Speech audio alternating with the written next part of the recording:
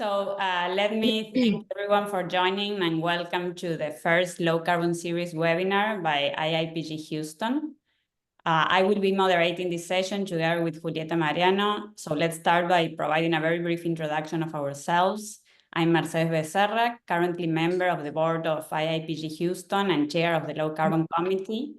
I have a commercial background in the energy industry, starting in Argentina during the early days of Vaca Muerta, and in the past 4 years working in new energies, currently working for Shell as business development manager for the biogas business in the US.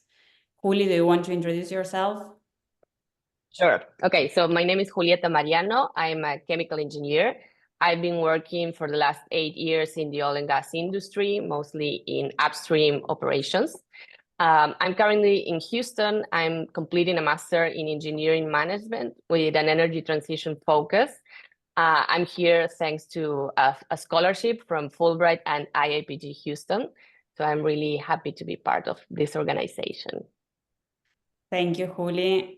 It's worth highlighting that the IAPG Houston is an independent, non-profit institution that shares the principle and character of our sister organization, the IAPG Argentina.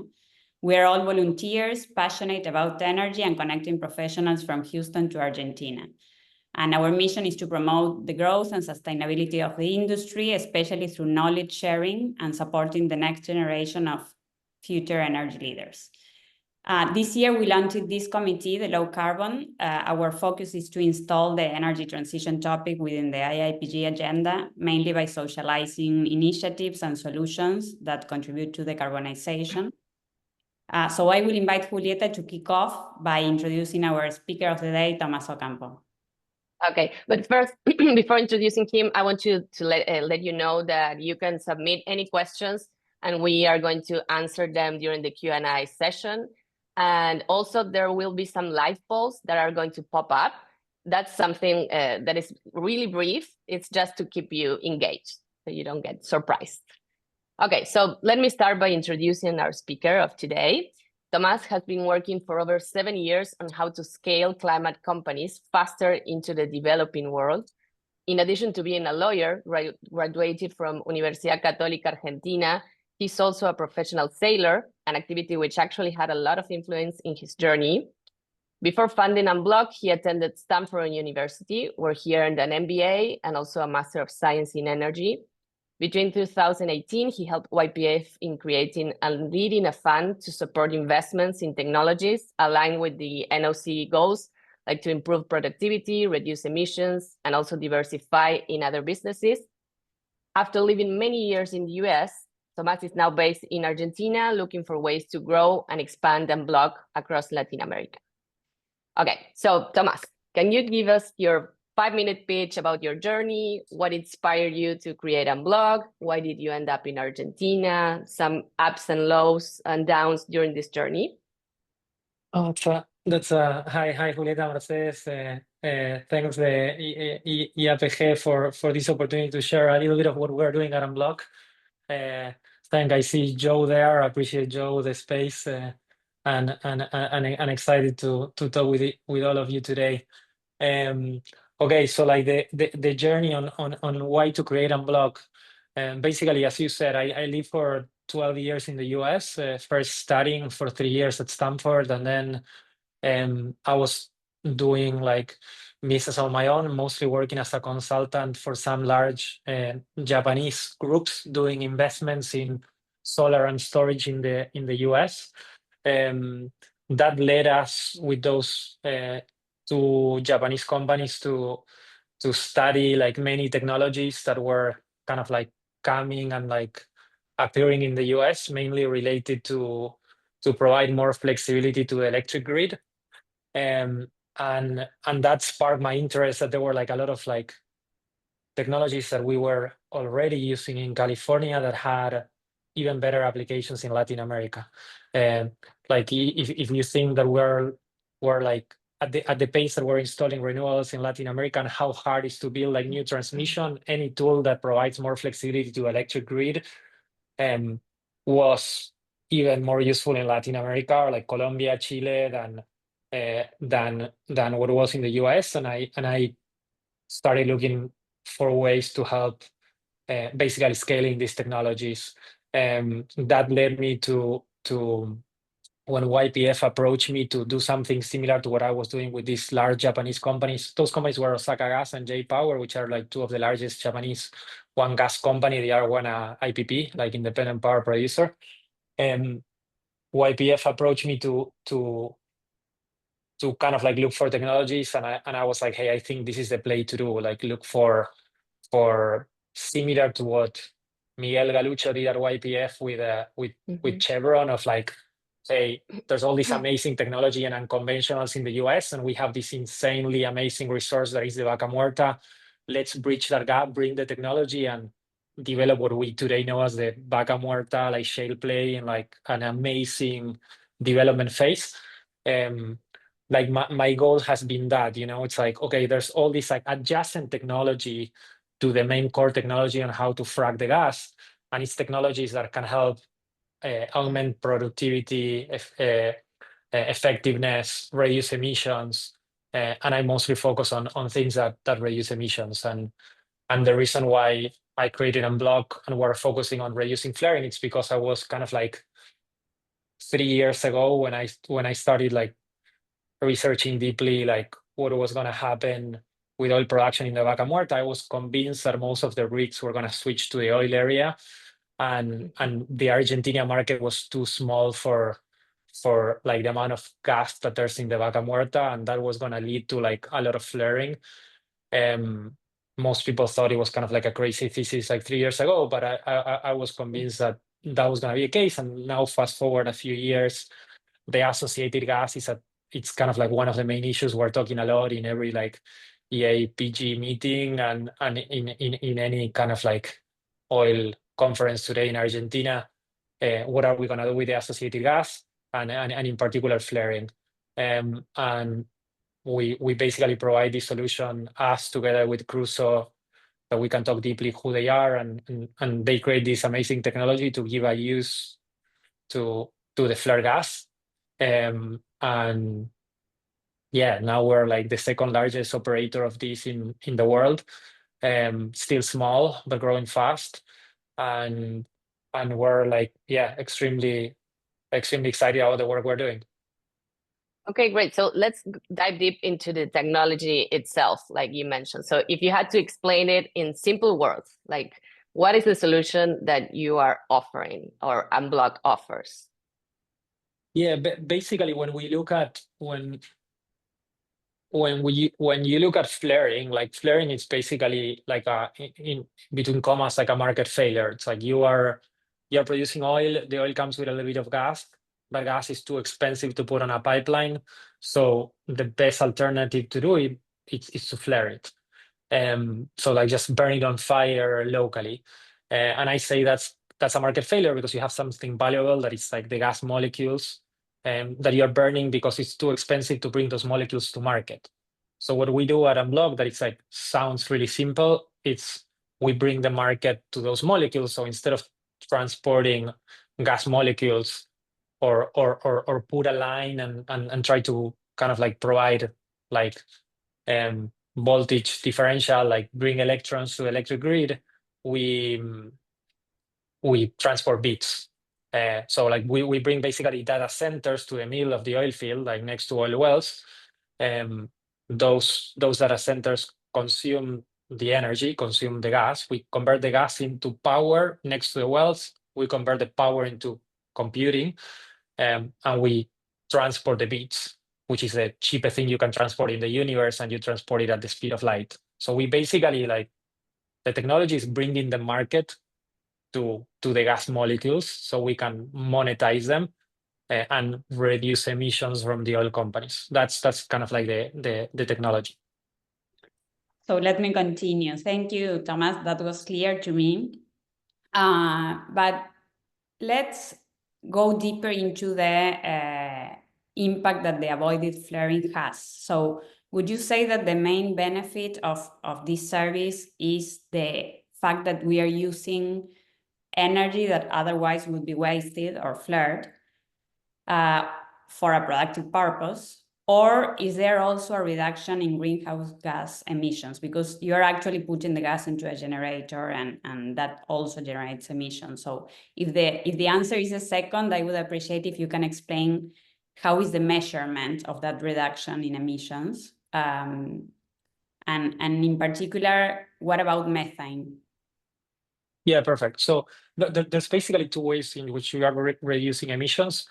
And one way that it's more of like an accounting way, and that's the one that for which we get carbon credits. But it's actually in my opinion, from like a first principle perspective, it's like the less of the impact. The more of the impact comes from like another way, and I'm gonna explain both. First, more of like the kind of like physical, like first principles approach on how we reduce emissions. When you have a flare, so like an open flare, like and you're burning gas on a pipe, that combustion is not a complete combustion. You have two problems. The combustion is not a complete combustion, so part of the methane goes to the atmosphere just as methane. Second, you don't have like a full financial incentive to keep that flare kind of like on all the time. So there's instances that you're actually like venting a little bit of gas. And kind of like the scientific surveys there has been of flares around the world point that the flare efficiency is like around 90%. So like of the gas that you're sending to a flare, 90% gets burned. The rest of the 10% basically gets thrown to the atmosphere as methane. Between 10 to like 7% just like doesn't combust and go to the atmosphere as methane. If you actually burn it into a generator to produce electricity, in the generators we're using now in the Vaca Muerta, we taking into account the chromatography of the gas, so the composition of the gas that we have, and the type of generators we're using, we're burning 98.2%. We have a 98.2 percentage coefficient of methane destruction. If from the generators we're using now, you switch to a stereometric combustion, you burn 99.2 onwards of the methane. So you basically have a delta between like 6 to 10% of methane that you're fully burning. When you consider that methane in the short run, like in the next 20 years, the radiative forcing of methane is 80 times stronger in the short run than CO2. Basically, by burning that extra 10%, we're reducing emissions by like 80% in terms of radiative forcing of climate change. So that's the impact we're providing, kind of like more from like a fundamental first principles approach on mitigating flaring. Then there's the more like accounting one, for which one we actually get carbon credits, that it's because we're producing computing power with gas that the status quo was just to burn. The standards assume that we're displacing a producer of computing power that was like basically producing computing power on the grid. And that the system assumes that we're displacing that producer of computing power, and for that we get carbon credits. So you have these kind of like two measures of like those two things that stack up on reducing emissions. One that is more like an accounting one, and the other one that is more like a physics-based one, which is the one that we kind of like internally actually like pay more importance or motivates us to like spend our lives like in the field, just pushing these projects forward. Got it. No, and I didn't know about the carbon credits, that this was like certifiable. So this is a question was not in the agenda, but I'm just curious who is certifying that that carbon credit exactly? It's an international agencies? So yeah, so basically until now we were using like UER, so it's like upstream emissions reduction program from Germany, and we had an entity in the Netherlands that was like certifying us and do all the presentations for the UERs. Now the UER program like got basically like doesn't exist anymore, and we are working with that same agency because we developed like a really good relationship with like these like certifiers. It's like a company in the Netherlands that certifies like carbon products in the oil field. We're working with them to issue credits in the voluntary markets, which of course the the returns are way lower than what was the UERs. But for us, it's like also important to prove that our projects are reducing emissions. Perfect. And the last question on what you also explained before. So does the company that hire you have a measurement, an exact measurement of reduction in emissions? I mean, do you provide that service as well? The oil company? Yeah, No, compared with the statu quo. Yeah, for the oil company, it's simpler because for the oil company, it's basically they are like flaring is actually like forbidden in Neuquén. It like the extent of the controls or like the imposition of those prohibitions vary a lot, company to company, area to area. And for the oil company, basically what they care is like we are eliminating the flaring, and they can produce without any fear of like the province potentially telling them to shut off the wells or to impose a fine. So that's kind of like and then yes, like our current customers, the projects have been going really well, and they're actually like building in like our emissions reduction into like their internal kind of like ESG reports. But we basically do our reporting and share all that data with them, and then they build that in the reports. But I don't think they're actually like doing their own like independent auditing, or at least not for now. Okay, but maybe that's something that is coming. It would be interesting, definitely. So now going to your explanation on the computing services for which you use the energy. So many people here on Block and tend to associate this with mining Bitcoins.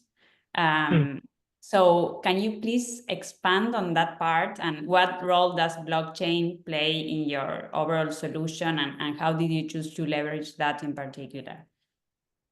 Perfect. Yeah, so basically the interesting thing about this problem, what we were talking before, is like you have this amazing resource, natural gas, that it's super valuable, but in a really isolated area.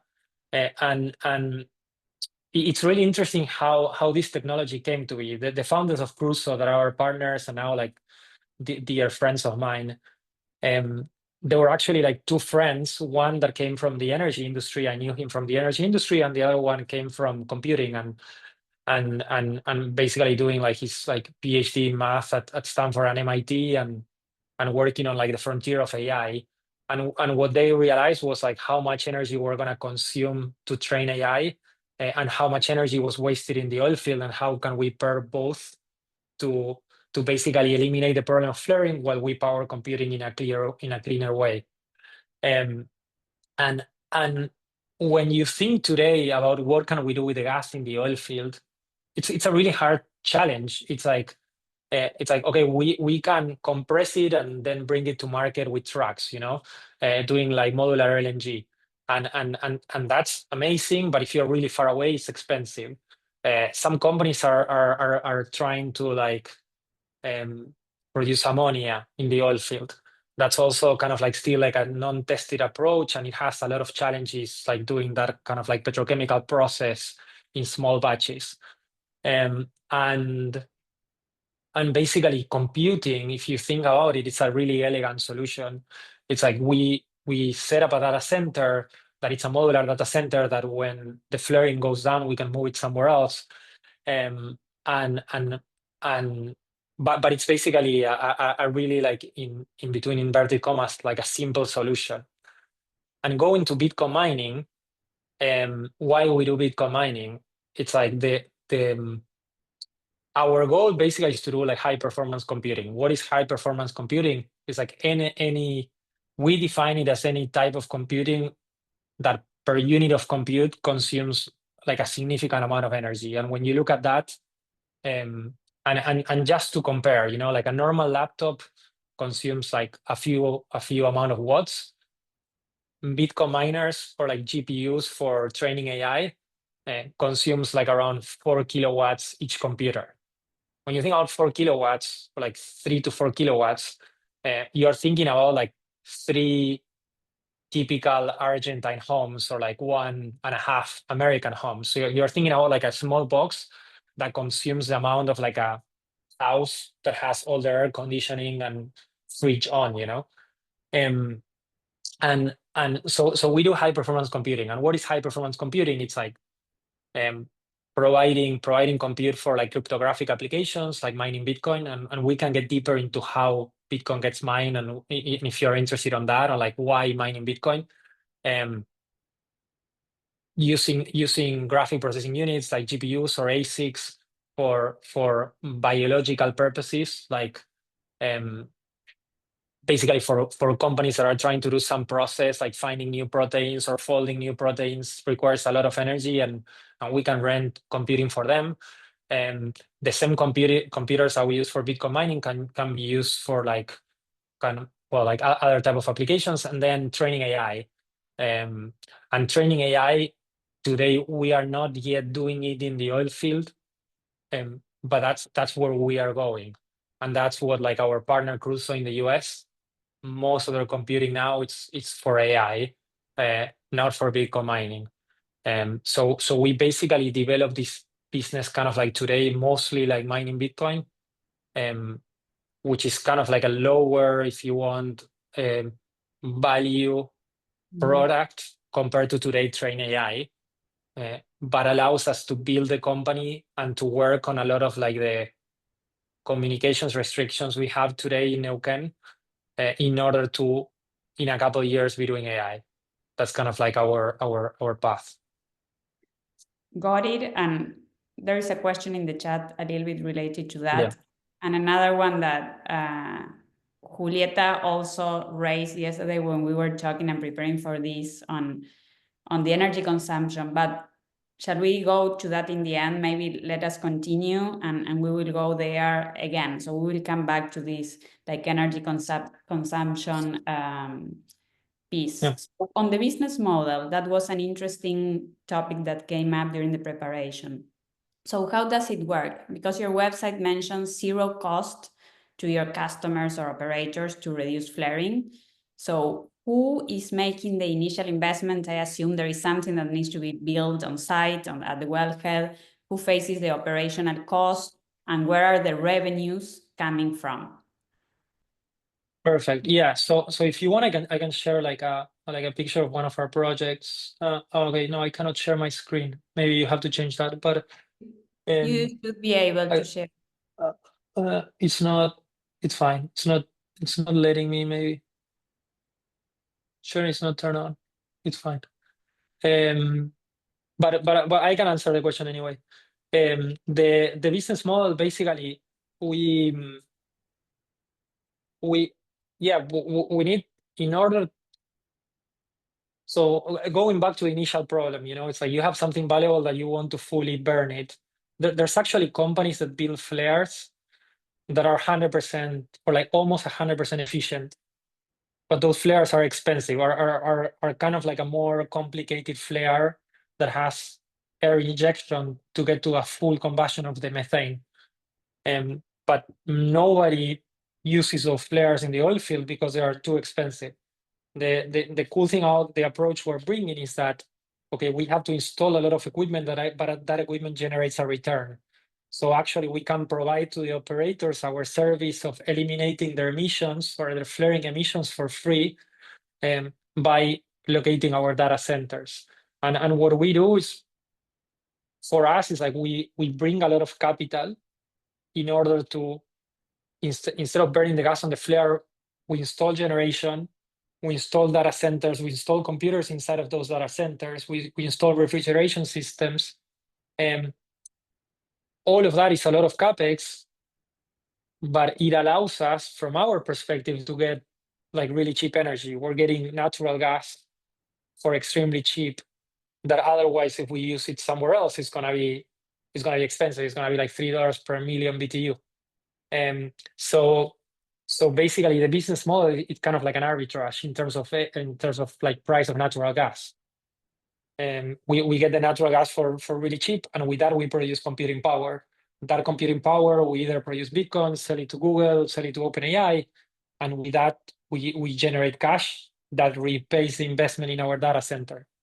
And we repay the investment, and we prove investors that we produce a return, and we raise capital at Unblock. So you say really cheap gas, do you mean free gas, or are you buying the gas from the operator at a No, very we pay for the gas at a low cost. Yeah. at a low cost? Oh, Okay. yeah, like cents per million BTU. Yeah. Okay, perfect. And for the operator, there's no OpEx. I mean, you take care of all the operations, the day-to-day operations on site. Exactly. Yeah. Yeah. We take care of the operations on site. We yeah. So for the operator, it's really important, like the resiliency of our systems, like basically doing this seems simple, and there's like basically like a new company every week appearing that they claim they are like mining Bitcoin in Vaca Muerta. And I see that there's a point on that, because generating electricity in the oil field has been done for the past 50 years in Comoro Rivadavia, in Loma La Lata, all around Argentina. And mining Bitcoin, like people do it, in like a shed in Pilar or in Campana, like using really cheap energy from the grid. Combining the two things in a way that you have a stable operation, that the operators of the well are happy and not really annoyed at you because you are like kind of like oscillating the gas consumption constantly. That's the challenging part. So even though a big selling point for us, for the companies, is that, hey, we are not gonna charge you any OpEx, the thing they care the most, and the reason why we are getting more and more projects and we're scaling, it's we can mitigate flaring while at the same time having a really stable operation that like the operators in the oil field feel both like that they can rely on us and that we operate with extreme levels of safety, which is like another thing that is concerning in this business, because we're operating with extreme high currents and like dangerous equipment. But yeah, I'm just adding that on top because there's the OpEx component, but there's also the reliability and safety component, which is huge for the operators. Mm-hmm. Okay, let me switch to a different aspect, which is more related to regulations. I mean, there are multiple regulations on gas flaring at the national and local level. So how do the current regulatory framework in relation to flaring and to greenhouse management play in your business? And do you see any room for improvement on that? Basically, like, so there are several layers of regulations. There's the provincial regulation, which according to the Argentine constitution, provinces are in charge of doing like environmental, like the environmental jurisdiction is in the provinces. So the province is the one regulating flaring. And that's the correct thing to do because it's in the constitution. And the Neuquén province has basically like abandoned flaring. And increasingly, at least from the administrations I know, starting with Alejandro Monteiro, he did like he was the regulator on the previous administration. He did like an amazing job on trying to put the flaring issue on the agenda. And now with Gustavo Medele, they are continuing. And why do they care? Because if we think just from like a basin perspective, like a Vaca Muerta perspective, and as an Argentine, we want to produce oil as fast as possible. Why? Because like prices of oil today are expensive. The energy transition is coming. The war in Ukraine may finish. Like prices of oil may go down. Like and basically like every year that goes by, we're also like the faster we produce, the more we learn, the cheaper we produce Vaca Muerta, the break even goes down, the more resilient Vaca Muerta becomes, the more resilient oil and gas in Argentina becomes. So it's kind of like, okay, why should we care about flaring? And because also like, and oil companies always say this in Argentina, like Argentina is a small contributor to overall like global emissions. The big contributors are China, the US, the UK with a history of industrialization. But I think there's an important point why regulation matters, both at local level and now there's talks of like a methane regulation at the national level. And the point is like the people who are buying our oil, they either care or pretend that they care about methane emissions. So when you think at, for example, like Carrefour is now claiming they're going to stop buying Argentine meat because of deforestation, or like Mercosur meat in general because of deforestation. Or some years ago, I don't know if people remember, but like France menace that they're going to stop importing LNG from the US because of flaring. Basically, if you develop the basin with like kind of like a free-for-all flaring strategy, as okay we might be from like a moral perspective that Argentina, we have a right to grow as fast as we can. We are basically like providing an excuse to other nations that at some point to use it as a strategy to like as a kind of like barrera para arancelaria, like as a way to use an excuse to not import or penalize our oil exports. So for me, it became really key for the success of Vaca Muerta to reduce flaring, and we reduce it without kind of like causing an extra cost to the oil company. So for oil companies, it's really easy to scale with us, and that's why I think the province has seen the same story we're seeing, and it seems that now the national government that is supporting like a methane reduction strategy, which kind of like it seems that Argentina is going to create like a methane cap and trade system. So I think the overall reason to regulate is that it's like, okay, let's grow Vaca Muerta as fast as we can. Let's make sure we generate a market. So methane mitigation solutions. And that implies two things: reducing flaring, but also the main one that we need to reduce is like fugitive emissions. And there's companies like Inside M flying airplanes today in the basin, paid by Vista, paid by PAE, paid by Tecpetrol, to make sure that there's no fugitive emissions. And I think if we deal with those two, that is kind of like really easy, low-hanging fruit, not that expensive to do, almost free for oil companies. We're gonna produce oil in an extremely clean way in the Vaca Muerta, because our oil in the Vaca Muerta, it's an oil inherently low in CO2 emissions per barrel, if we deal with associated fugitive emissions and flaring. So I digress a little bit, but I think those are the two regulations most people providing the call they know. There's a provincial regulation for this flaring. It gets enforced in kind of like different ways. Like some companies like get forced to comply more than some other companies, but the province has been doing an amazing job at kind of like explaining why we need to mitigate flaring and enforcing these controls more and more. Both Alejandro and now Gustavo, and then if the national law passes on some kind of like methane market, I think that would be like that could be quite useful for operators to kind of like have a benchmark and deal with this. Yeah. Okay, so you mentioned a lot of things about, well, the commitment of the regulations, the commitment of the government, and you mentioned something about the big picture of energy transition and, well, what is happening in Argentina right now. But I wanted to know, like, from your own perspective and your interactions that you have had with the oil and gas companies in the country, do you think that like the industry is showing higher commitment to reduce emissions? And also, what are the other two or three opportunities that you foresee, like in terms of decarbonization of Argentina? Yeah, so we see like a stronger and stronger commitment to reduce emissions from oil companies. Well, I spend most of my time on the field, and I think the coolest thing that we see with our project is like a lot of pride from the operators, both of our project, but also like the oil companies that we operate with, the oil operators we operate with, like a lot of like pride on, hey, we were just burning this gas for nothing useful, and now we're doing something useful. And I know for like a lot of people, like Bitcoin mining may not seem useful. We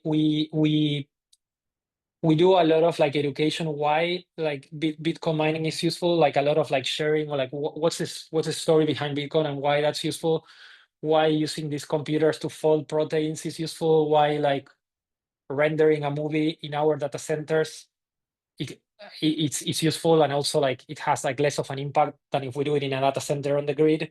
It's actually like kind of like negative emissions movies if you think about it. And so there's like a lot of pride in the operators we work with every day on the fact that we're doing this with them. So I think at least from the bottom, I think you see the commitment from the top, like all company CEOs are trying to be efficient and reduce emissions. But then the thing that excites me the most is from the bottom, the people we work every day on the field are seeing this impact and are the ones calling us and being like, hey, we're actually like flaring on this other side. We should be looking at a project there. So that's where I see the commitment and I get like most excited about it. Okay. And how do you see like the future for Unblock? What are you thinking of your next steps into this energy transition or the growth and expansion expectations that you have for the short term or medium term?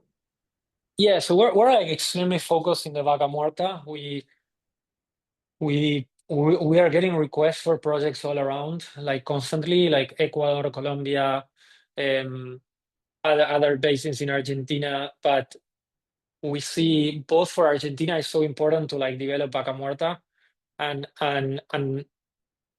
not everybody might agree with me, but I think it's so important to do it without flaring, as of a way to reduce the risk of like potentially having penalties on our export of oil in the future.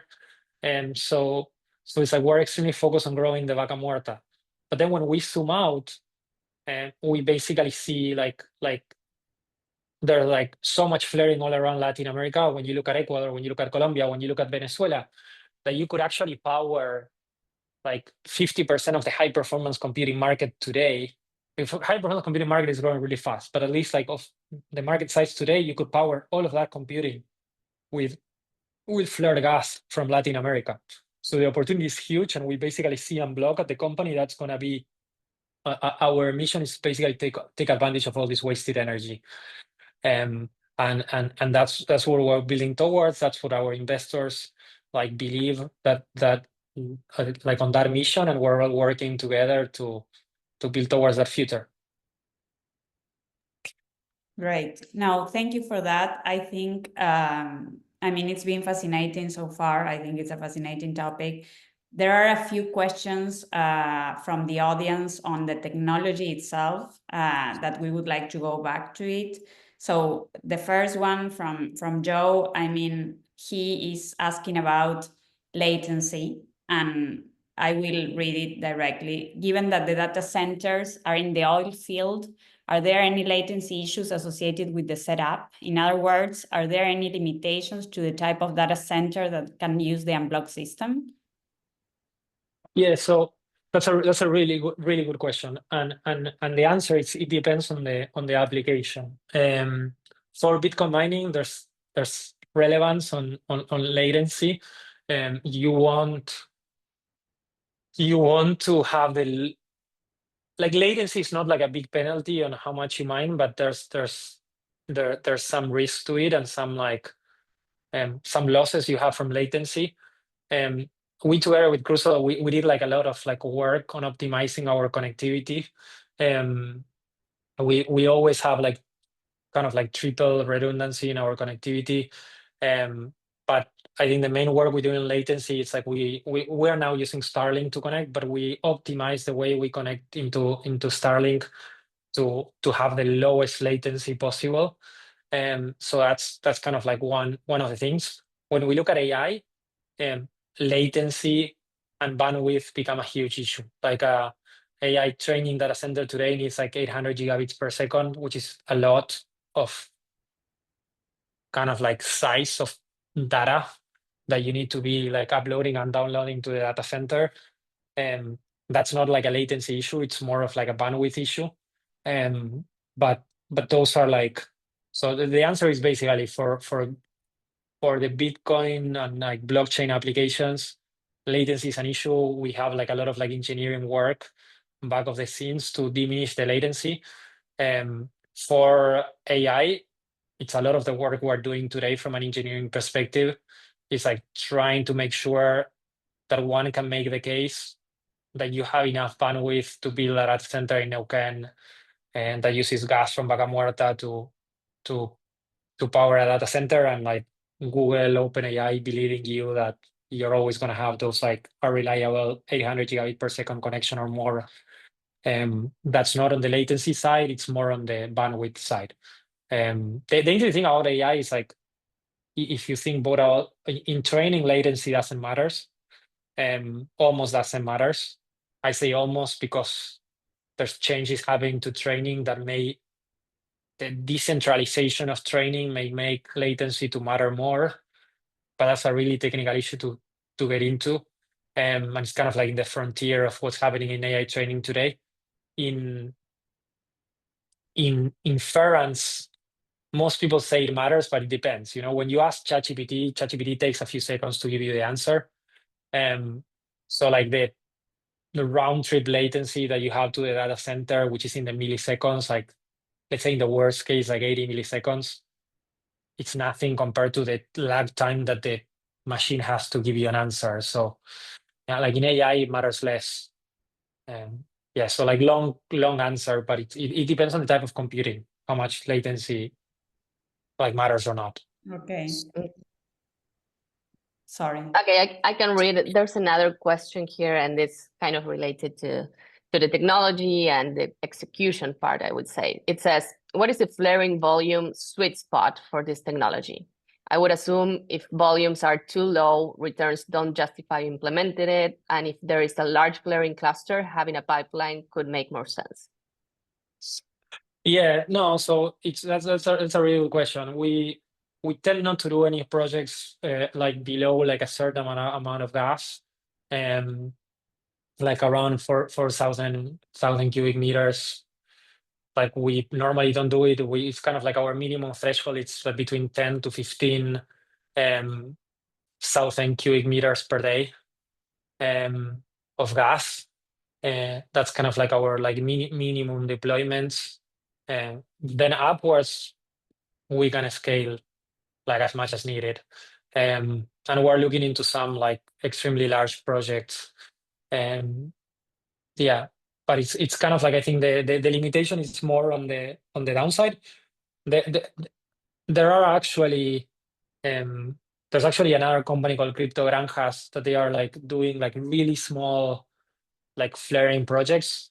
They kind of started at the same time of us. They were mostly like mining with like wasted gas from farms, like biogas. And they have, I think, one or two projects in Vaca Muerta, and those are like really small projects, like I would say like 1,000 cubic meters per day. And it's hard for us operating at our scale to focus on those projects. So we love those guys. When we see projects that way, we work with them.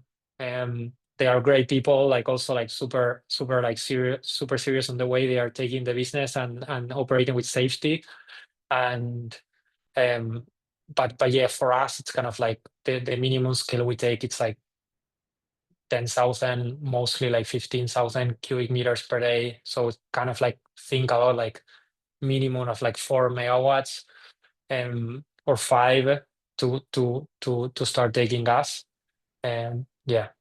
Okay, so you talked about latency and you talk about like the volumes of gas needed, and I would add a question like, what happens if you get a disruption of gas? Like it happens when you're in de-risking a new exploration well, and I don't know, something happened that blocks the gas and it's not there steadily. So is there an issue with the high computing systems to have a disruption in these terms, or how would you handle that? No, of course, that's so. Just to give you some examples, like on February, we burned. We didn't burn. We sort of like consumed. Like we like electrically burn like 30% of our computers in our projects because of like the high temperatures we experience in Vaca Muerta and the way we were mining. These are like Bitcoin mining computers. So we burn like millions of dollars in computers. The only reason why we're not bankrupt is like thanks to our investors and the long-term commitment we have to our investors to eliminate flaring in Vaca Muerta. And I think that like gives you an idea of these disruptions that can happen in the oil field. So like that, you can have, well, we have like, I cannot talk much about it because it's like the operation of our partners, which we don't talk about, but like we had issues with the wells, we had issues with like gas provision, and that's the reason this is so complex. Going back to my earlier point, it sounds easy to do Bitcoin mining in the oil field, but all the companies that have tried to do this have gotten bankrupt or have changed their business model. But Crusoe is our partner. Crusoe has 240 megawatts in the US. We are the second largest, and we're really small. We have 15 megawatts, and now we're like we're like tripling that capacity in the next few months. But the reason why we are the second largest company doing this now, it's not because we're smart, it's because we have all of this Crusoe technology and best practices that have allow us to do this in a really reliable way for operators. Because some of the challenges you have is like, you can burn miners like we did, you can run out of gas from the wells. The operator, if you don't operate in a stable way, we have people we know in the US that the operator has been, hey, I like that you're reducing flaring, you're generating problems to my operations, see you, and I'm gonna keep flaring the gas because I don't want to have like safety issues or operational issues in my wells. And we like deeply empathize with that feeling on the operator. So our most of our focus is to operate reliably. And but yeah, like your question is excellent. It's like, and from a capital perspective, our investors are all the time asking, it's like, why would I invest in you when I can actually invest maybe even at a higher return to like a Bitcoin mining facility with wind energy in Texas, instead of like in the middle of nowhere in Vaca Muerta with all this operational risk. And our answer to that basically it's like our track record individually and how we have dealt with all these problems and still generate a return to our investors, and the track record of Crusoe, which has been spectacular, and they have navigated all these challenges as well. And the good thing about having so many challenges in the past is that now we're not making the same mistakes again. And that's mainly because we have like an insanely skillful and smart team, with a head of engineering that Miranda Marazzo, that came from years and years building some of the largest gas powered projects in Brazil, and going all around the world, like fixing like turbines, and our communications engineers and mining engineers are like some of the like world-class engineers, and we work together with the engineering team at Crusoe as a one team. We like share all our like chat and mail infrastructure with them to basically our chats are integrated in a way that our engineering teams work together to like all the time be learning from our mistakes to make sure we don't do them again. And not only that, but we operate better and safer. Talking about these achievements and trust from your investors after the early journey that you have had, can you share a little bit about the results in terms of, for example, how many blocks you are serving in Vaca Muerta, without giving any type of like commercial sensitive information or names, but more or less, or a volume of gas that you have been able to avoid flaring, sort like that? No, yeah, it's public because the cool thing about this is that our clients are talking about us more than what we talk about us. Like if you pay attention to like Tech Petrol, any talk from like the CEO to like the head of upstream, and they always mention our operations in Los Toldos. We are like extremely grateful for that partnership, and we know they talk about us because we are doing a good job. But it's like for us as a team, it's like really it's really cool to see our customers extremely happy. Same thing with Plus Petrol. So we're operating both in Plus Petrol in a place called Loma Jarillosa and in Los Toldos Norte in Tech Petrol. We are gonna soon announce operations in some other areas with other operators, but we like basically like we like over delivering than over promising. So we're gonna have all those projects working in the next like few months. and then like I'll share that information first of all with the IAPG. But it's like some like exciting developments ahead, both on the terms of like sheer size of the operation, but also some like cool announcements in compute that we're gonna have in the next few months.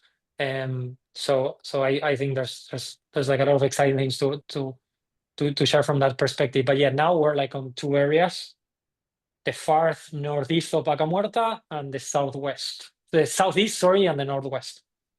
And for those operators who are listening to you or may listen to this and are starting to become interested, more or less, what do they need to take into account? What are the times of implementation of Unblock's equipment and data centers from, let's say, contract execution or until the actual operations start up? What does it imply in terms of infrastructure on the ground and works?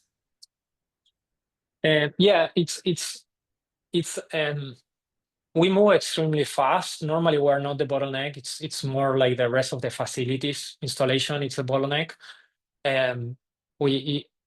Some of the big challenges that you have here is supply chain. You know, like supply chain of computers, supply chain of generators, supply chain of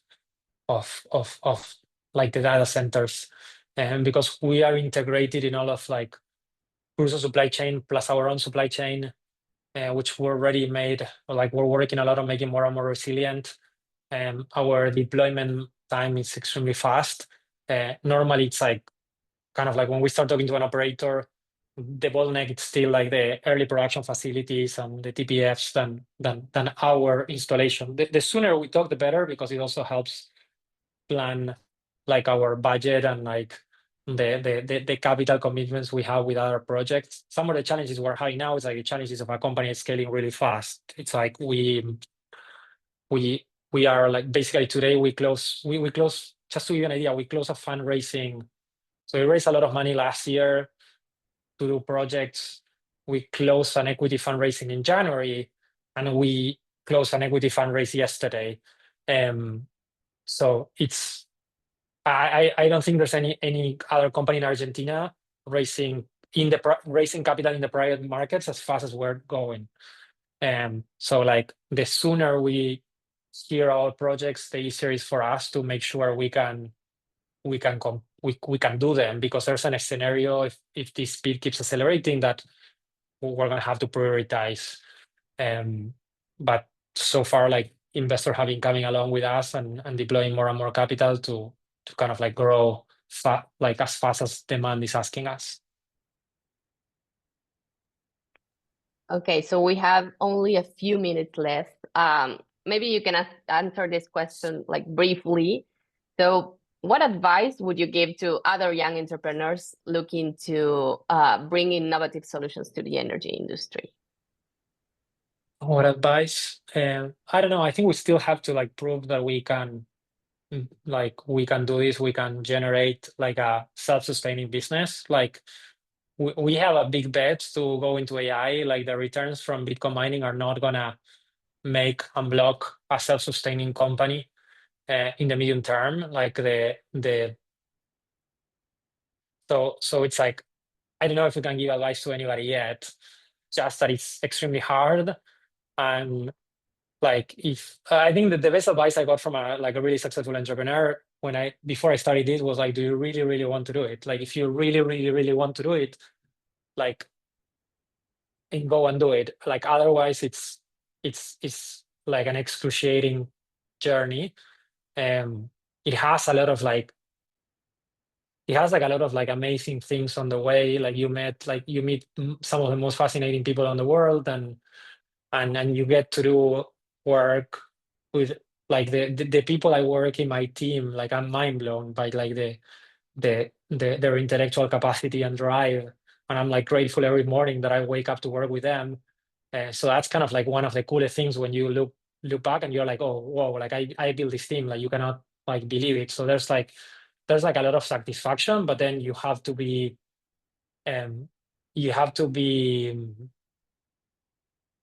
how do you say, you have to be ready for like an extreme like levels of pain. It's really hard to do a company in the US. It's like, imagine doing it like outside. I love Argentina, and I think I decided to create this company when like a lot of people were leaving, and I kept thinking like this is so stupid that all these people are leaving because the best like opportunities in the world, like this was like 2 years ago. I was like I couldn't imagine like a better country in the macroeconomical context that the world is entering to do business than Argentina. Now even kind of the macro conditions are starting to help as well, like inflation coming down, the country like opening up to foreign investment. And so it's like, I don't know, my advice would be like, do it, but make sure you're ready for the pain. But it's like there's no pain, no gain, no? Go for it. Yeah, that's a good closing thought. Okay, so we're running out of time. I'm not saying go for it. I'm saying go for it if you're ready to like go for it if you're commit really, to work really ready. non-stop, non-sleep, learning to like, yeah, I don't know, like learning to pace yourself when you have to push as hard as you can. But yeah, sorry, Julieta, I interrupted you. No, that's perfect. That's a good closing thought. So thank you. We learned a lot about the technology, about, well, your journey and all that you have to, barriers that you had to come through and regulations. I mean, this was really, really interesting. Thank you for your time and sharing your insights.